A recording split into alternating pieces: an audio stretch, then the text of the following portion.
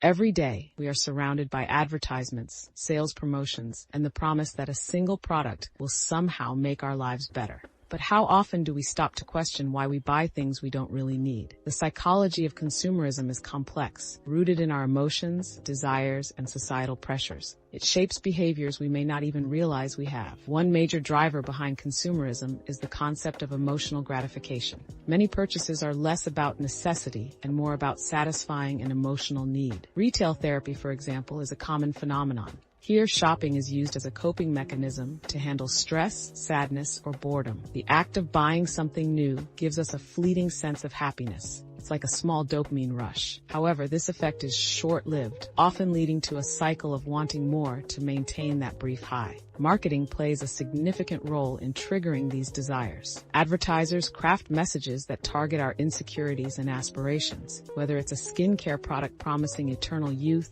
or a luxury car symbolizing status, these messages tap into our subconscious. They make us believe that owning a particular item will solve our problems or make us feel complete. Social media has amplified this effect. It exposes us to curated lives that make us feel inadequate and push us to consume more to keep up. Social identity is another powerful motivator. We often buy things to fit in with a group or to project a certain image of ourselves to the world. From the clothes we wear to the gadgets we own, these choices communicate something about who we are or who we want to be. Consumer goods act as symbols of belonging, success, or individuality. This makes them more than just functional items. The fear of missing out, or FOMO, also drives unnecessary purchases. Limited time offers, exclusive drops, and seasonal sales create a sense of urgency. We're compelled to buy now, fearing regret if we let the opportunity pass. Retailers know how to tap into this fear, using scarcity and deadlines to increase their sales. Another layer to this is the psychological concept of loss aversion. Once we imagine ourselves owning something, the thought of not having it feels like a loss, even if we've never owned it before. This emotional attachment makes us more likely to buy, even if we can't rationalize the need for the item. Consumerism also taps into our innate desire for novelty. New products excite our curiosity and break the monotony of daily life. Even when older possessions are perfectly functional, the lure of something fresh and innovative can be irresistible. This is why industries like tech thrive on releasing updated versions of their products. They create a constant desire to upgrade. But consumerism has a darker side. Overconsumption can lead to financial stress, cluttered homes, and feelings of emptiness when material possessions fail to bring lasting fulfillment. It can also contribute to environmental issues, as the demand for goods drives resource depletion and waste. So how do we break free from the cycle? Awareness is the first step.